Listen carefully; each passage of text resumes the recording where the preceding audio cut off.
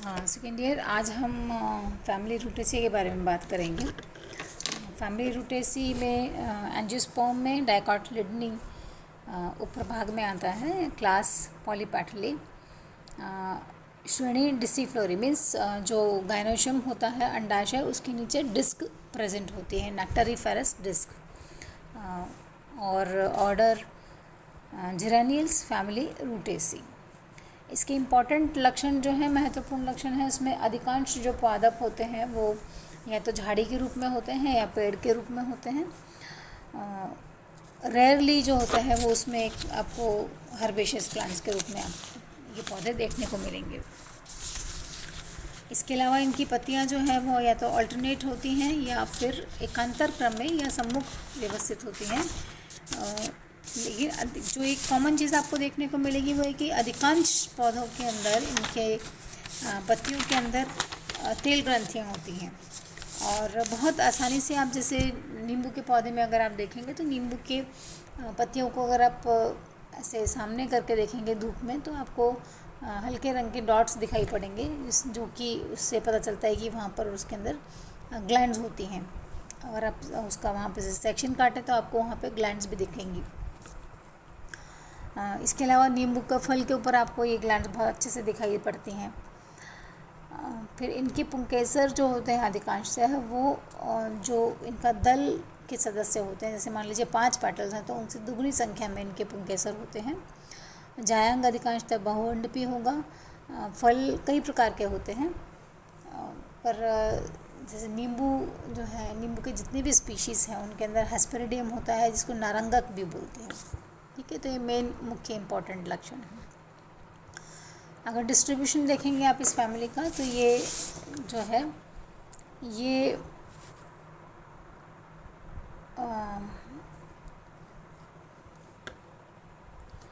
ठंडे प्रदेशों में पाए जाते हैं, टेम्परेट कंट्रीज़ में जिनको हम बोलेंगे, और या फिर उत्तरी और दक्षिणी गोलार्ध के ठंडे प्रदेशों में मिलेंगे। हैबिट जैसे मैंने बताया पहले भी आपको कि इसमें जो अधिकांश वृक्ष होते हैं या शुद्ध झाड़ी या पेड़ होंगे, ट्रीज़ होंगे। कुछ एग्जांपल जैसे यहाँ दिए हुए मुराया है झाड़ी के रूप में, सिट्रस की स्पीशीज़ हैं। पेड़ में आप देखेंगे जो बीलपत्र का पेड़ है वो पेड़ के रूप में आप देखते ही हैं हमेशा। फेरोनिया भी पेड़ होता है। शाकीय पौधों में रूटा ग्रेविलेंस जो है वो शोभाकारी पादप है और इसकी ज़्यादा ऊंचाई नहीं होती है। जड़ें सभी पौधों में मूसला मूल जड़ आपको में देखने को मिलती है। ये देखिए, ये प्लांट है रूटा ग्रेविलेंस, जो कि शोभाकारी पादप है इस फैमिली का। मुराया पैनिकुलेटा भी झाड़ीनुमा होता है और इसकी अगर आप पौधे के पास में खड़े हो जाएंगे तो इसकी बहुत भीनी अच्छी सुगंधित पादप ये होता है। ये बिलपत्र के पौधे की पत्तियां हैं, जिसे आप जानते हैं कि इसमें 3 लीफलेट्स होते हैं। ये मुराया का पुष्प है। स्तंभ की अगर हम बात करें, तना जो होता है इनमें अधिकांशतः, क्योंकि पेड़ है, झाड़ी है, तो तना सीधा होता है, ऊर्ध्व होता है, ब्रांच्ड होता है, शाखित। और ब्रांचेस में शाखीय और हर्बेशियस तने की जो नेचर होती है वो वुडी भी हो सकती है, हर्बेशियस भी हो सकती है। हर्बेशियस प्लांट्स मतलब जैसे रूटा ग्रेविलेंस में हर्बेशियस होगा, नाजुक तना होगा। और कभी कभी इनमें कांटे भी पाए जाते हैं, जैसे आप देखेंगे बीलपत्र में भी आपको कांटे देखने को मिलेंगे और सिट्रस में भी कांटे देखने को मिलेंगे। और दोनों ही पौधों में जो पत्तियां होती हैं उनके कक्ष में जो छोटी शाखाएं होती हैं उनमें से कुछ पत्तियां कांटों में रूपांतरित हो जाती हैं, उनके कारण से वो कांटे उपस्थित होते हैं। पत्तियां इन पौधों में अगर आप देखेंगे तो तने पर, मुख्य अक्ष पर भी होंगी और जो शाखाएं होती हैं उनके ऊपर भी पाई जाती हैं। तो स्तंभिक व शाखीय दोनों प्रकार के होते हैं। कॉलाइन एंड रैमल अंग्रेजी में हम बोलेंगे। अधिकांशतः एकांतर या सम्मुख होती हैं, मोस्टली एकांतर होती हैं।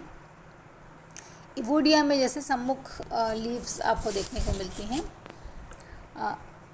अधिकांश पत्तियों में अनुपर्ण नहीं होता सभी पौधों में। ठीक है, सिट्रस में जैसे मैंने आपको बताया था। अच्छा, संयुक्त पर्ण यहाँ पर होते हैं तो हस्ताकार पर्ण होते हैं, पामेटली कंपाउंड लीव्स। और पामेटली कंपाउंड लीव्स में सिट्रस में जो लीफलेट होती है वो एक लीफलेट मानी जाती है। सिट्रस की पत्तियों में आप देखते भी होंगे नीचे जो पीटियोल होता है वो विंग्ड होता है, ठीक है, तो वो एक एक उसको हम सिंगल लीफलेट के रूप में मानते हैं। और बेलपत्र में आप जैसे देखा, मैंने फ़ोटो चित्र पे आपको दिखाया था फ़ोटो, जिसमें कि 3 लीफलेट्स होते हैं इसके अंदर, संयुक्त पर्ण के अंदर। ठीक है, और अब हम आते हैं इसके जो पुष्प के या रिप्रोडक्टिव कैरेक्टर्स के ऊपर। तो पुष्पक्रम जो है अधिकांश पौधों में ससीमाक्षी होता है। टर्मिनल हो सकता है या कक्ष में हो सकता है, पत्ती के कक्ष में, मतलब अंतस्थ या कक्षीय। Cymose inflorescence. कुछ पौधों में असीमाक्षी भी हो सकता है, जैसे फेरोनिया में असीमाक्षी रेसिमोज इन्फ्लोरेसेंस आपको देखने को मिलता है। नींबू के पौधे में आपको एकल कक्षस्थ भी मिलते हैं, सॉलिटरी प्लांट फ्लावर्स मिलते हैं अगर पत्ती के कक्ष में होंगे तो, और अगर टर्मिनल होगा तो साइमोज पुष्पक्रम भी हो सकता है।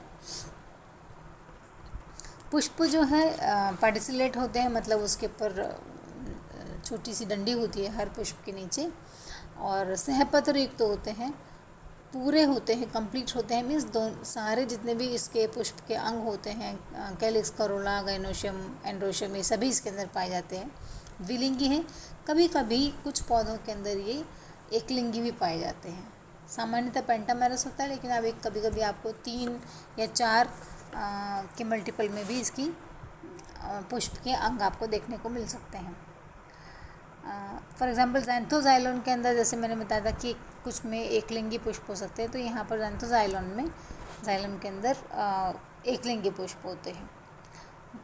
अधिकांश पौधों में आप देखेंगे तो त्रिज्या समेत होगा, माने एक्टिनोमॉर्फिक होगा। मीन्स आप किसी भी अक्ष में से इनको काट सकते हैं 2 बराबर भागों के अंदर। लेकिन डिक्टेमिनस के अंदर ज़ाइगोमॉर्फिक होता है, मीन्स उसमें आप सिर्फ एक अक्ष से, या एक त्रिज्या समेत होता है, एक अक्ष से ही इसको 2 बराबर भागों में काट सकते हैं। पुष्प जैसे मैंने बताया था अधिकांश तो पंचतई होते हैं, लेकिन कोरिया में पुष्प तीनों प्रकार के मिलते हैं आपको, 3, 4 या 5 के मल्टीपल में मिल सकते हैं। पुष्प जायांगधर होते हैं, हाइपोगाइनस, मतलब जो अंडाशय होता है या जायांग होता है वो सबसे ऊपर होता है, बाकी सारे पुष्पीय अंग जो होते हैं वो उनसे नीचे पाए जाते हैं। कभी कभी जैसे फॉर एग्जांपल प्लियोस्पर्मम एक पौधा है जिसके अंदर की एपिगाइनस कंडीशन भी देखने को मिलती है। ट्राइफेजा में त्रितई प्लांट्स होते हैं। रूटा ग्रेविलेंस में जो टर्मिनल फ्लावर्स होते हैं, लेटरल फ्लावर्स होते हैं, सॉरी, पार्श्व में जो पाए जाते हैं वो टेट्रामेरस होते हैं, मतलब उनके जो पार्ट्स होते हैं वो 4 के मल्टीपल में होते हैं। अब फ्लोरल प्लांट के डिफरेंट पुष्प के अंगों पर हम बात करते हैं, तो जो ये बाह्यदल होता है पुष्प के अंगों में, पहला सबसे बाहर का जो चक्र होता है वो बाह्यदल कहलाता है, बाह्यदल पुंज। और इसके अंदर जैसे अधिकांश में, सभी में 4 और अधिकांश में आपको 5 देखने को मिलेंगे, कभी कभी 2, 3 या 4 भी हो सकते हैं।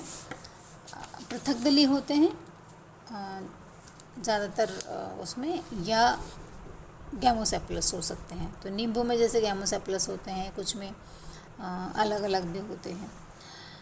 जो इनकी व्यवस्था होती है वो कोरछादी या इम्ब्रिकेट हो सकती है। दैट मीन्स एक पूरी जो सैपल होगी वो पूरी अंदर होगी, एक पूरी सैपल बाहर होगी।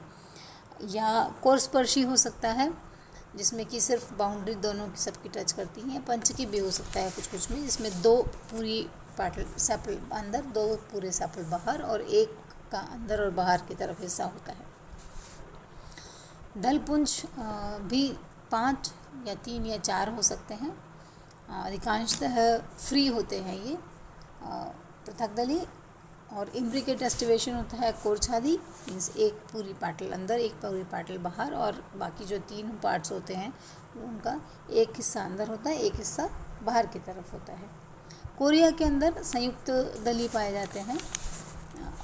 पुमंग जो इनके अंदर पाया जाता है, अधिकांश पौधों में इनकी संख्या, जो पुंकेसर होते हैं उनकी संख्या दल के सदस्यों की संख्या के डबल होती है।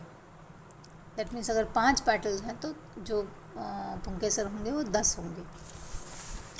नींबू के अंदर और मतलब सिट्रस स्पीशीज़ के अंदर, और जो बेलपत्र का पौधा होता है ईगल मार्वेलस, इसके अंदर अनेक पुंकेसर पाए जाते हैं, और वहाँ पर पुंकेसर अलग अलग समूह बना लेते हैं। तो 3, 4, 5 इस तरह के समूह वो बना लेते हैं।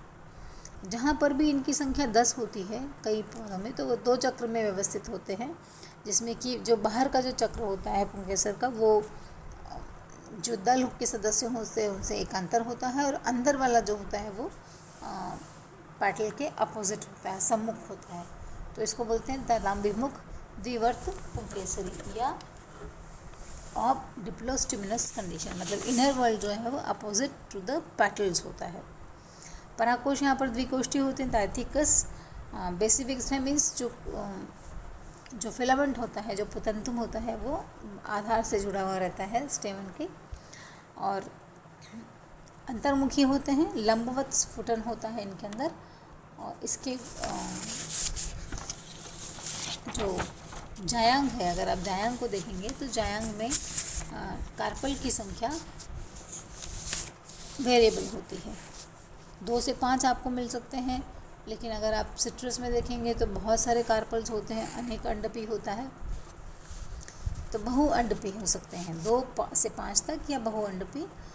अंडाशय ऊर्जा मतलब ओवरी जो है वो सुपीरियर होती है, सबसे ऊपर प्रेजेंट होती है, और ओवरी के आधार के ऊपर, अंडाशय के आधार के ऊपर एक डिस्क आपको दिखती है, जिसको कि हम बोलते हैं नेक्टरीफेरस डिस्क। मकरंद स्रावित करती है ये, और पॉलिनेशन में हेल्प करते हैं।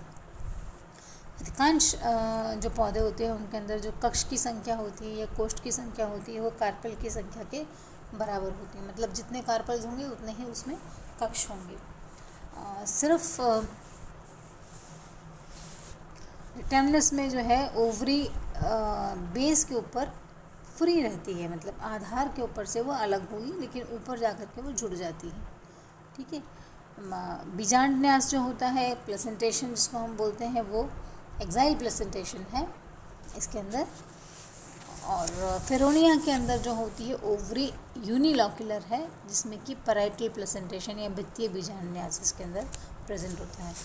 सिंपल स्टिग्मा होता है वर्तिकाग्र, कोई लोबिंग या कोई अलग से कोई शेप नहीं होती। जैसे कईयों में आपको दिखते हैं कि जो पौधे होते हैं जितने चेम्बर्स होते हैं उतने लोब्स होते हैं ऊपर, तो ऐसा इसमें यहाँ पर कुछ भी इस तरह की संरचना नहीं पाई जाती है। फल इसमें बहुत प्रकार के मिलते हैं। जो मोस्ट कॉमन जो हम रूटेसी से संबंधित करके देखते हैं वो है सिट्रस फैमिली बोलते हैं रूटेसी को, क्योंकि तो हम इसके फ्रूट को भी हम बोलते हैं कि शायद एक ही प्रकार का फ्रूट होता है, लेकिन बहुत प्रकार के इसमें फल पाए जाते हैं। जो सिट्रस स्पीशीज़ के अंदर मिलता है उसको हम नारंगक बोलते हैं, नारंगी से ये शब्द हिंदी में आया है। अंग्रेज़ी में इसको हेस्पेरिडियम बोलते हैं। बहुत सारे चेम्बर्स होते हैं इसके अंदर, और इसके अलावा कैप्सूल हो सकता है जैसे रूटा ग्रेविलेंस में है, और ड्रूप हो सकता है स्कीमिया में। जो बिलपत्र होता है उसमें जो फल होता है वो बैरी होता है, या टेलिया में समारा प्रकार का फ्रूट हो सकता है। बीज भी यहाँ पर एक समान नहीं होते, कुछ पौधों में बीज जो है भ्रूणपोषी होते हैं, मतलब उसके अंदर एंडोस्पर्म प्रेजेंट होता है काफ़ी मात्रा में, और कुछ जो बीज होते हैं वो अभ्रूणपोषी होते हैं। फॉर एग्जांपल नींबू के अंदर अभ्रूणपोषी बीज पाए जाते हैं। परागण अधिकांश पौधों में इंसेक्ट्स के द्वारा होता है, और प्रकीर्णन जो है या डिस्पर्सल जो होता है बीजों का डिस्पर्सल, वो ज़्यादातर एनिमल्स के द्वारा होता है। अगर आप फ्लोरल फार्मूला देखेंगे तो डिफरेंट प्लांट्स में अलग अलग हो सकते हैं, लेकिन 2 कॉमन प्लांट्स का हम देख लेते हैं। सिट्रस के अंदर ब्रैक्टियोल प्रेजेंट भी हो सकता है, कभी नहीं भी होता है। एक्टिनोमॉर्फिक दिख रहा है यहाँ पर आपको, और बाइसेक्सुअल है। केलिक्स 5 या 4 हो सकते हैं, कोरोला 5 या 4। केलिक्स में जो बाह्यदल होते हैं वो जुड़े हुए रहते हैं। एंड्रोशियम यहाँ पर इनफाइनाइट हमने दिखा है क्योंकि 10 से ज़्यादा होता है। गाइनोशियम में भी सिट्रस स्पीशीज़ में बहुत सारे चैम्बर्स होते हैं, बहुत सारे लॉक्यूल्स होते हैं, बहुत सारे कार्पल्स होते हैं, सो इनफाइनाइट है लेकिन संयुक्त है। मुराया के अंदर अगर आप देखेंगे तो जैसे केलिक्स, बाकी चीज़ें सेम है लेकिन केलिक्स जुड़ा हुआ है। केलिक कोरोला में 5 है। एंथर्स जो होते हैं स्टेमन्स वो 2 चक्र में होते हैं, 5 और 5 में व्यवस्थित, और गाइनोशियम जो है वो 2 से 3 में होता है। ये फ्लोरल डायग्राम है, मुराया का डायग्राम है। इसके अंदर 2 चक्र में आपको स्टेमन्स दिख रहे हैं, 2 कार्पल्स दिख रहे हैं, और जो पेटल्स हैं उनका व्यवस्था अगर आप देखेंगे तो एक पूरा अंदर है, एक पूरा बाहर, और बाकी अल्टरनेट है। तो इम्ब्रिकेट या कोर्स आदि इसमें इनका एस्टिवेशन है, और बाहर वेलवेट एस्टिवेशन आपको दिखता है कैलिक्स के अंदर मुराया में। इस तरह से ये इसका पूरा डिस्क्रिप्शन होता है। कुछ फिर फ्लोरल डायग्राम का आपको चित्र भी पूरे प्लांट का बताएंगे। इकोनॉमिक इम्पोर्टेंस अगर आप देखेंगे तो बहुत सारी सिट्रस की प्रजातियां हैं। मैंने यहाँ पर 3-4 ही आपको बताई है, लेकिन बहुत सारी प्रजातियां हैं जो अलग अलग नाम से हमको अलग अलग वैरायटी में मिलती हैं। जैसे कागजी नींबू को सिट्रस ऑरेंटिफोलिया बोलते हैं, रेटिकुलेटा ऑरेंज को बोलते हैं। इसके अलावा ईगल मार्वेलस जो है बेल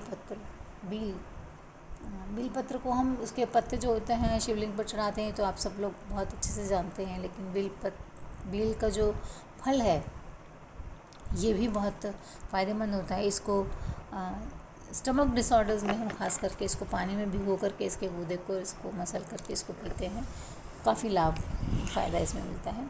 इसी तरह से मुराया कोनिंगाई, मुराया पेनिकुलेटा तो शोभाकारी पैदा होता है, उसकी खुशबू बहुत अच्छी होती है।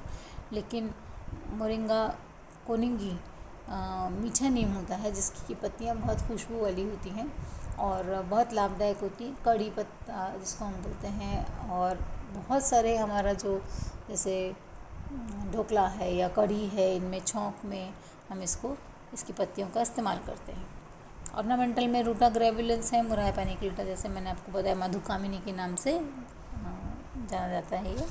इसके अलावा जैसे मैंने बताया था आपको, सिट्रस स्पीशीज़ के अंदर पत्तियों में ग्लैंड्स होती हैं, फ्रूट्स में भी ग्लैंड्स होती हैं। तो इन पौधों से, सिट्रस से, मुराया से, इनके फलों के छिलके से या उनकी पत्तियों से वोलेटाइल ऑयल भी निकलता है। बहुत आपने देखा होगा लिरिल कार्ड जो देखते हैं, नींबू की खुशबू, ताजगी भरी नींबू की खुशबू, तो ये जो वोलेटाइल ऑयल होता है ये सिट्रस प्लांट से मिलता है। ये मुराया का पूरा डायग्राम है जिसमें कि आप प्लांट को दिख रहे हैं, फ्लावर दिख रहा है आपको, इसमें एंथस बेसिफिक्स, यहाँ पे एंथस भी दिख रहे हैं। गाइनोशियम के नीचे एक छोटी सी डिस्क भी आपको दिखाई पड़ती है, इसमें 2 कार्पल्स दिख रहे हैं और ये अरेंजमेंट इसका दिख रहा है। इसी तरह से सिट्रस के अंदर भी यहाँ पर अगर आप देखेंगे तो ये सिट्रस स्पीशीज़ में नींबू का है, यूनिफोलिएट आपको लीव्स यहाँ पे दिख रहे हैं, और स्टेमन्स नीचे से देखेंगे तो आप जुड़े हुए हैं और ऊपर से ये फ्री हैं एंथर्स। और टीएस ओवरी में अगर आप देखते हैं तो बहुत सारे आपको चेम्बर्स दिख रहे हैं, और ये जुड़े, इसमें फ्लोरल डायग्राम में आप देख सकते हैं आराम से कि जो एंथर्स हैं वो 3-3 के समूह में ऐसे जुड़े हुए आपको दिख रहे हैं। ठीक है, तो इस तरह से ये दिस इज़ ईगल मार्वेलस, बेल पत्र का पेड़ है जिसमें आपको बहुत सारे बेल दिखाई पड़ रहे हैं। ये नींबू का सिट्रस स्पीशीज़ का पौधा है। तो इस तरह से रूटेसी में अब हमने रूटेसी का स्टडी किया, जिसमें कि हमने इसके कैरेक्टर्स देखे, इसके यूसेस भी देखे। इसी तरह से हम और भी फैमिलीज़ के बारे में डिस्क्रिप्शन को देखेंगे, कैरेक्टर्स को स्टडी करें।